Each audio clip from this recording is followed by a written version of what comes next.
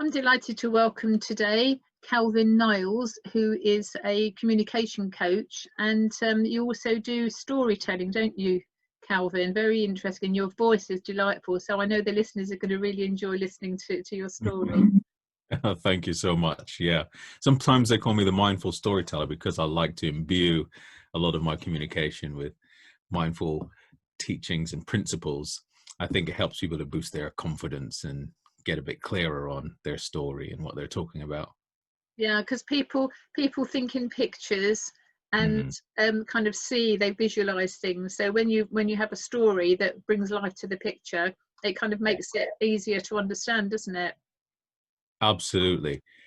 Well, I mean, since we're going straight into the power of story, I think the story is such a beautiful but simple principle, and we've been using them for so long in terms of mankind. But yes, you're absolutely right. They bring this sort of essence to life about what we see and how we experience the world. You know, it's that kind of, we talk about conjuring the imagination.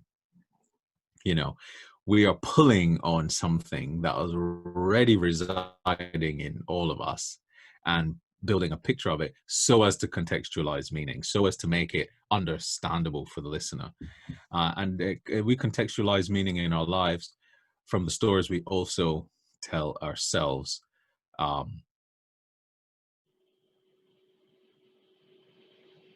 You know, you're telling a story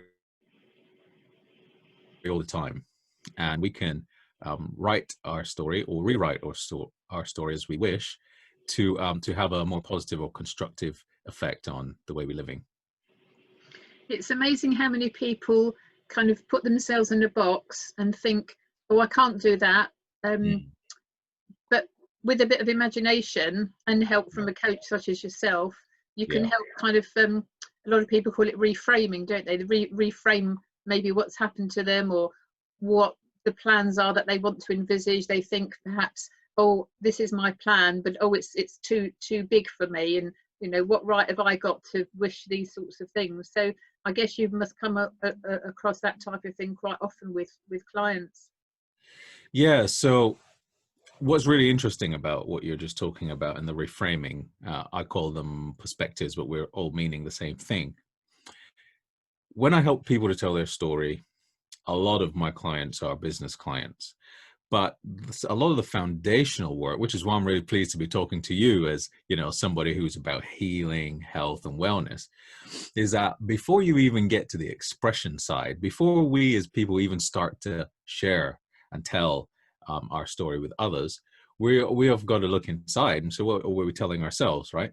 And then, so fundamentally, what we end up with a situation is where a lot of people have epiphanies or perspective shifts, and we start asking ourselves new questions. You know, well, is that really true?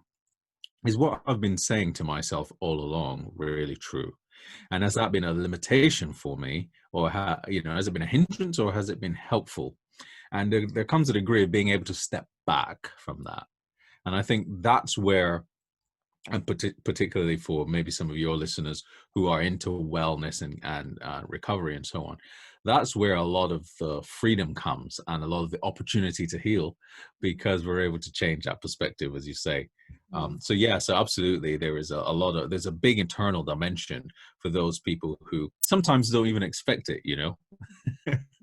I find it so often with people that I've mentored through cancer in particular, when they kind of get in touch with themselves and they recognize their own story and how they've been kind of I don't know what the word is, they're kind of talking rubbish to themselves, you know, and keeping hold of things and so on. And it's when they release their story and kind of step into their story and own it, that's when things start to you know, they start to recover. Their healing journey really escalates. So see it in all walks of life, you know, this story. So how did you get into storytelling, Calvin? Give us some background on yourself. Yeah, absolutely. So, I mean, first of all, I have to say, you know, and this is sort of one of my sort of repeated lines, is that we're already all storytelling experts, right? We're all already in story mode 100% of the time, unless we're, of course, consciously cultivating a way to step back, like you just rightfully pointed out. So for me, I actually started out on the expression side, as a lot of people do, because we're always looking this direction into the world, aren't we? We're always looking outwards. We're always looking at, you know, how we can leave an impact, how we can have a legacy, how we can persuade the board, in my case, to take up this new initiative. And I was working in corporate innovation, how we can get a partner to see our point of view, whatever the case might be. There's some sort of persuasive influence going on. And we are really fundamentally trying to get people to see our point of view or persuade them to a particular action, right? So that's how I started out, in a very expressive part of storytelling, which was about how can I really finesse the art of the storytelling? How can I, you know, speak to the audience where it resonates with them? What's that sweet spot? And then you start to look at the technicalities of it, right? Okay, so we know that the story works like this neuroscientifically, and people are experiencing the same emotions as you as a storyteller. Oh, that's fascinating. Then it comes, okay, well, how can we tell it in such a way where we get people to listen deeply? Or when they're reading, how we really activate that imagination, their vision centers, and all of those things combined help to really enrich and deepen the meaning of what you're saying. So that was happening for a while I was in my corporate job, and I was doing public speaking coaching, and I was doing mentoring, and I was writing my own stories as well, interestingly. And then on that writing side, and combined with this introspection that I was going through, because fundamentally what ended up happening for me was I went through a big life change. The family broke down, the marriage went, the career was going sideways. And then I started to develop health problems as well. You know, I started to have challenges with my stomach, and my diet was needed overhauling. You know, I'm sure you know this, and you've regular story, absolutely, yeah. Yeah. So I started to. This is where the mindfulness piece became much more of a central pillar, because I started to do a lot more reflective work, a lot more introspective work, but also a lot of stepping back and cultivating that distance from the story in the first place. That's when I started to see that, hang on, you're a victim here. You know, you're playing the victim here, mate. And I think this is where, when you said just now about taking ownership came up for me.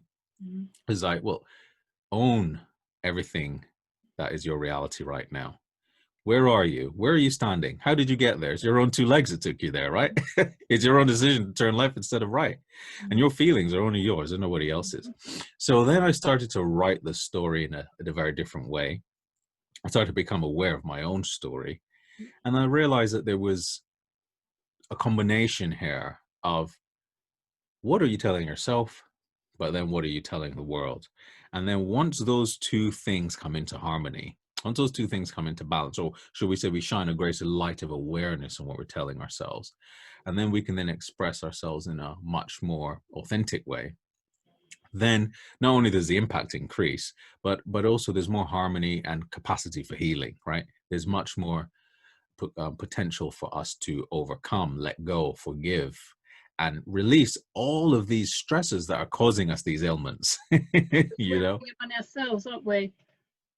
I think so much of it is self-inflicted. You know, I wouldn't want to say I know enough, and I know you're the health expert here, but I wouldn't want to go so far as to say that I can say with absolute certainty that all ailments are caused from that, but I know quite a significant proportion are certainly self-inflicted. I was looking at some data about stress, and I was thinking about this because of the COVID lockdown stuff.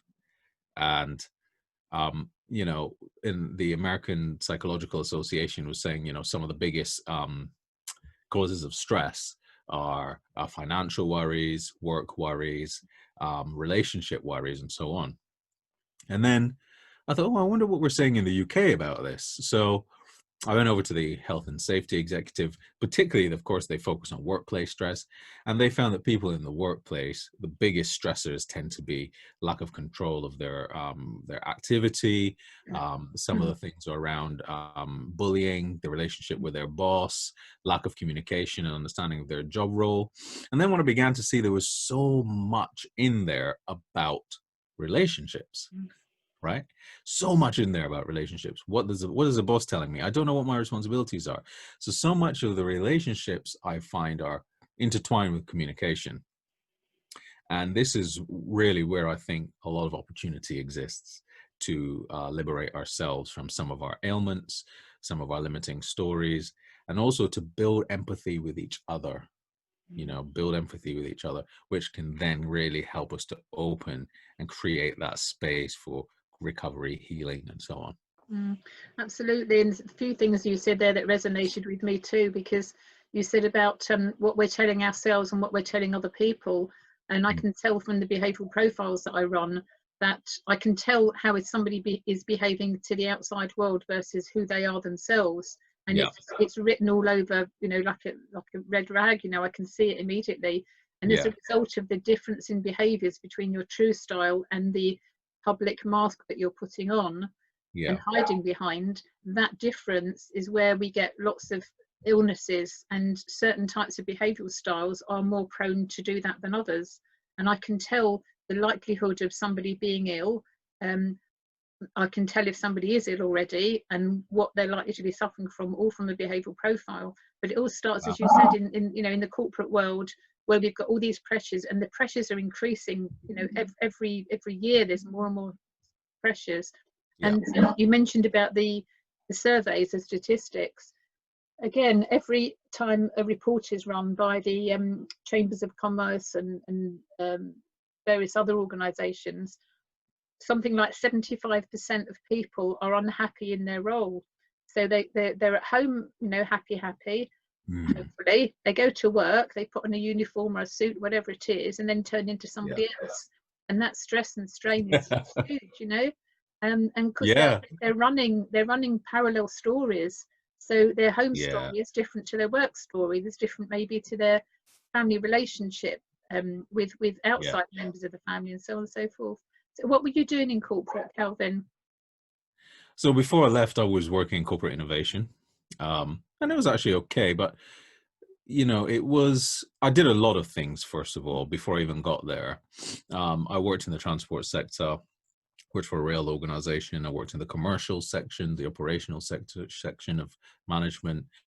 And then I moved on to the ideas, because I've always considered myself like a blue sky thinker, ideation person, more creative than rigid or structural, procedural kind of person.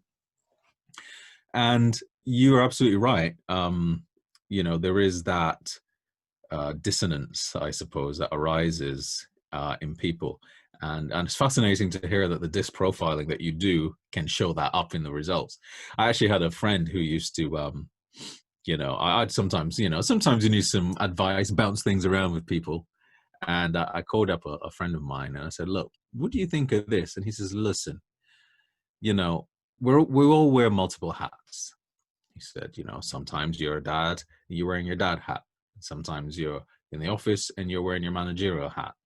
Sometimes you're with the boys and you're wearing the lad's hat.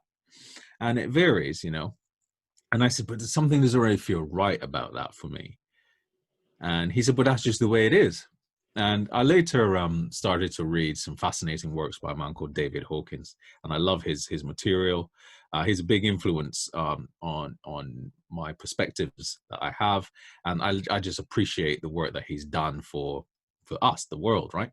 And in one of those books that he's written, I can't remember which one, he's written quite a few, but he talks about leading a one hat life, right?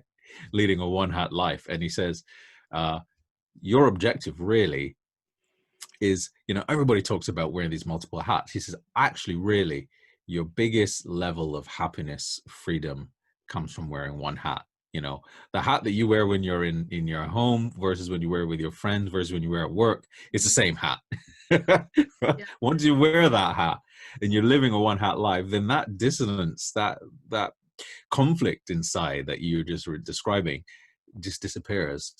And a lot of those ailments can then start to dissolve. You can work on them, right? So we can work on them in the sort of root level, and then we can work on them in a symptomatic level as well. So a fascinating subject, and I'd love to hear more about that when we catch up in the Yes. future. Yeah. Well, that's exactly right. I mean, I'm when you're saying hats, have you come Yeah. across Edward de Bono's Six Hats thinking? So I'm qualified in that. I forget I know about it, but that's what conjured up now, the different types of thinking and styles of innovation and so on and so forth. Yeah. But again, you won't be surprised to learn that the disc behavioural profile shows exactly how connected somebody is to themselves.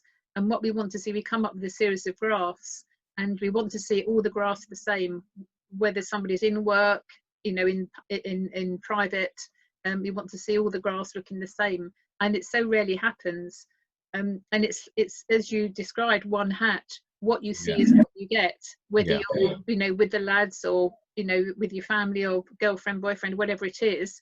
Yeah. Your behaviours are similar. You know, we can all modify our behaviour to a greater or lesser extent, and that's where the rub is, because not everybody can multitask, not everybody can work at a faster pace, some people are at a slower pace, so you've got a whole load of conflict in terms of people's behaviours, the pace, the way they communicate, so on and so forth. So all of that has an impact on the story that they tell. So how do you kind of connect with that when you're working with a client, because you've got all of that in the mix? Yeah. So where do you start when you're working with a client? Yeah, it's a really, really good question. So it depends on the need of the client. So from a communication, if we can just zoom out just a little bit and talk about from the communication point of view.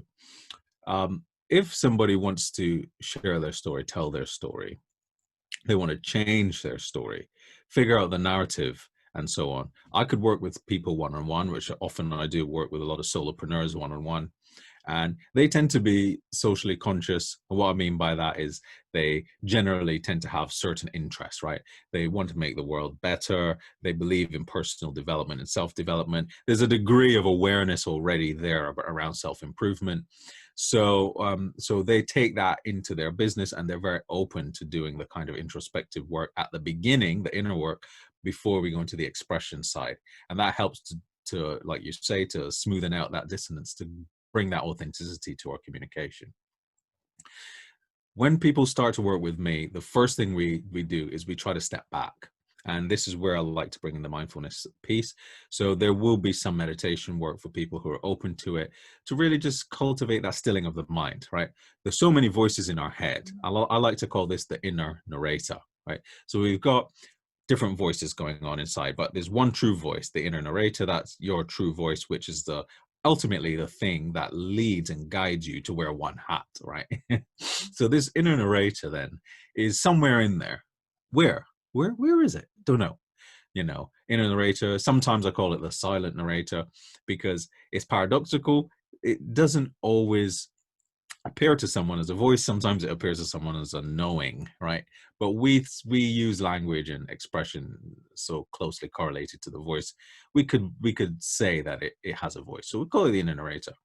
That inner narrator is running a story, and or telling you something, I should say, and we want to listen to that to help shape our story. But then we have other voices going on in the head. So let's say the inner narrator is the heart voice. We also have a load of head voices. And the head voices are society, parental voice, conditioning, work, you name it. You know, I'm sure you probably know 1,000 more than I do, but there are all of these voices running. And so which of those is narrating? Which is the narrator? What is speaking right now? So in the beginning, it's like, okay, let's take a step back. And that's where the space comes from, being able to still the mind a little bit. And through that stilling of the mind, which is really where we can get closer to the heart voice, to the true inner narrator, to the true voice, then we can get some semblance of discovery. Thereafter, we're able to start to look for your essence message. What is it you actually really want to say? Because fundamentally, I'm trying to help people to see that the story is really a vehicle of the key message. It's not something that I want to encourage people to be so closely identified with, then that itself becomes a prison, right? We're trying to move away from the imprisonment of ourselves from the stories we're telling.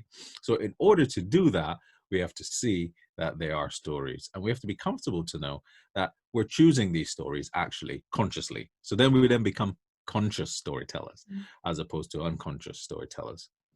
Once that happens, we're able to find that essence message. What is it you really want to say? What is it you want the world to know at your heart of hearts, that heart voice, that inner narrator, the true voice? What does it really want you to express? Once that begins to come forth, then we move into let's translate that to the world and time that you live in right now for the audience, for the work that you're doing, to make it appropriate for the listener. And that's when we start to think about, who are you speaking to? How will they understand this? Let's translate that essence message to your key message. And then let's start finding those stories, whether it's stories in your life, whether it's stories from your customers, from your clients, and so on.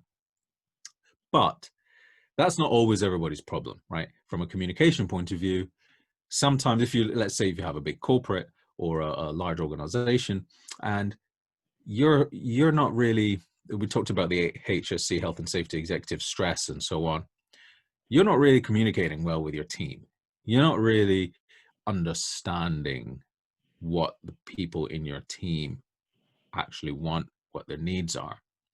So this is an alternative approach for building empathy with team members by enhancing the way we communicate. So it really depends. So there are a number of ways. So you asked, how do I work with people? There are a number of ways. One of them is I'm working with the individual and I'm really helping them to see the story, rewrite the story. And as I say, now's the time to discover your voice and step into your power. Then we have teams who may need to build more conscious, mindful communication with each other. And that comes with understanding our own drivers and also trying to really build empathy with our people around us so that we can all come to an understanding, fostering understanding. So there are a number of approaches and it depends on the objective. If it's one-on-one, absolutely, we can write your story rewrite your story from the beginning and then help you to express that in an impactful way in whatever medium is fitting for you.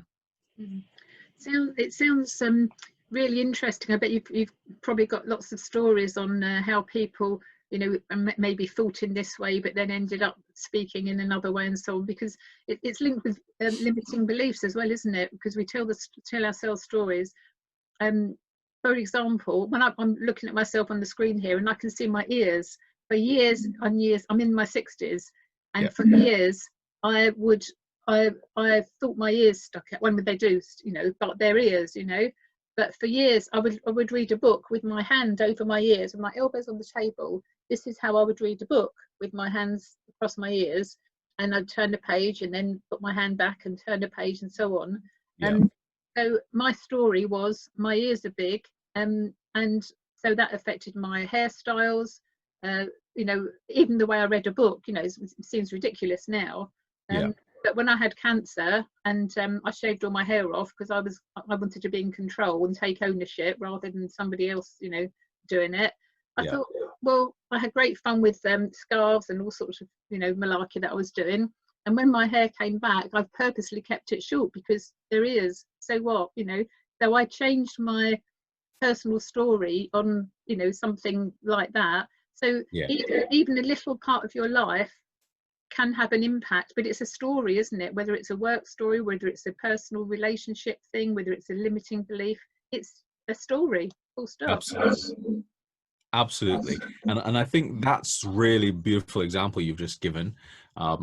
It happens a lot with people who come. So I often get people who come in two camps, right? I don't know what my story is, or here is my message, and this is what I want to tell. And so sometimes it's like, okay, right, you don't know what your story is, and then we need to just do sort of like what I like to call a divergent approach. We start to look at all the different parts of the life to start to assemble meaning, and then we can look for patterns and themes. And then the other people who say, well, I already know my message, so let's find stories to fit that message. But what often happens in that strand of work is people discover that their message is very different from what they originally thought, because some of these things start to come up like, oh, I never really saw it that way, or never really thought of that. So these perspective shifts happen. And maybe a week and a half ago, someone was asking, he says, but how do you know when you start to change your perspective? You know, how do you sitting there just know, my perspective has changed all of a sudden? Well, actually, it's very hard to know because you're inside yourself, right? In a sort of way. So it's like, how is that relativity determined? And I've found one of the easiest ways to know is that you go, well, is that true? You know, once we start to ask ourselves those kinds of questions, we can straight away see that our perspective is already shifting. So, you know, in your example, you know, well, my ears were sticking out when I was a kid in school, and I learned this behavior because I didn't want to be teased, because why? I maybe thought that that was not a beautiful trait. Is that true? And then once that question becomes asked, then you start to know what my perspective is shifting. You know, maybe it's not true. Actually, you know, I've got the power now to decide what's constructive for me, because I realized that that was also a story too. And that becomes a really empowering place to operate from for people. And then it becomes really a place of, I suppose, momentum, fuel, drive, determination to reframe and get out there and leave your impact in a much more constructive way for others. And much like what you're doing, right? You know, you've beat cancer, you've overcome ailments, you understand a lot more now about yourself and others, and noticing like, so all of our journeys aren't really that dissimilar as much as we are unique. And so it becomes a really empowering place of operation. Do you find there's similarities, or maybe not, between men and women clients that you have in terms of how they're approaching their challenges with stories? Good one. That's a really good one. So I think there's a degree, of course there's always a degree of inner critic at work, right? And you know, is that the inner critic working? Is that the inner narrator? Is my inner critic my current narrator? And we have this dimension that is different between men and women, because I think the men are more driven by more egotistical, shall we say. Men tend to be more egotistical. I know that's quite a generalization. So from I guess from a simplistic point of view, if we were to put people in camps, so to speak, a lot of the men tend to be more egotistically driven. Ambitions are to placate the ego often. Women are not so egotistical, but it doesn't mean that they're not ego-driven issues around self-image, around, you know, attainment and so on. So this is why I think the mindful element is universally applicable too, because once we cast a mindful eye onto, you know, the events of our lives and how we're perceiving things, then we all see we're actually all on the same journey, really, all on the journey to relinquish a lot of those stories. You know, well, is that helping me? And more often than not, it's unhelpful. And then if we could write a new story, which most of us are rewriting new stories all the time anyway, we're holding on to old ones, and then we're also writing new ones. Is that helpful? But not only is it helpful to me, is it helpful to others? And this is why I think socially conscious businesses are people who I love to work with, because socially conscious businesses want to help others. They want to make the world a better place. They want to beautify their town. They want to alleviate suffering, help people to heal, eliminate poverty, whatever it might be. And then that question then becomes a new question, you know. So now I've created this. Now I've got my essence message. What is that doing? What is the purpose does it really serve, you know? And often people will, this is where people start to discover, and I've seen this a lot with men particularly, is that their message, their underlying message is about solidifying their ego. Is about just, you know, it's another way of, it's a prison with golden bars instead of wrought iron instead. So it then becomes a way to liberate ourselves a little bit more, you know, a little bit more, a bigger space of freedom to operate from, to tell a better story, more impactful story, to tell share our experiences and tell our people that we're serving how our lives have changed. And then we can go and leave a much bigger lasting impact in the way we engage with our people. Wonderful, wonderful, wonderful. How can clients get hold of you, Kelvin? Head straight over to my website is the best way. It's www.calvinniles.com. Can you spell that for the listeners, please? Yep, Calvin, Calvin, Niles, Niles. It's like Calvin Klein, and Niles like the River Nile with an S. Okay, calvinniles.com. Fantastic. Any tips for listeners? Top tips? Yeah, I mean, I'd say when it comes to the internal dimension, and I think what would resonate probably with your audience, especially people who are looking for healing, people who want authenticity, who want to know that they can overcome a lot of their ailments, is to ask the question, is what I'm telling myself true? Is the story that I'm telling, is it really true? And why do I think that that's the case? And then that will open up a whole new room from which you can explore the house. Oh, is there another place to explore here? And then that ball rolls on. The second thing I would say is rewrite the story. It's within your power to do that. And, that's probably the next stage after asking, is this really true? And so rewrite the story. And then finally, listen to that inner voice. Now is the time to discover that voice inside, that true narrator, and ensure that the story is being written from that place. And then that one hat life, that degree of authenticity, is much easier to achieve. Brilliant. I call that following our intuition. And so many of us, how many times do we say, oh God, I should have done this, and I felt I should have done such and such, but I talked myself out of it. So the narrator crops up, monkey chatter goes on, and all these conversations, and before you know where you are, you've forgotten what the question was in the first place. Yeah. Just runs away with you. Yeah, there we go. Well, calvinniles.com, thank you so much for your time today. And I'm sure the listeners will enjoy hearing your delightful tones. I certainly do. Do you do any voiceovers, by the way? Yeah, I do a couple of bits. I've recorded mostly of meditation voiceovers. I've done some of that for an international client. I actually explore a bit of poetry myself, which is on my YouTube channel. So that's been going quite well. But I'm certainly open to doing more.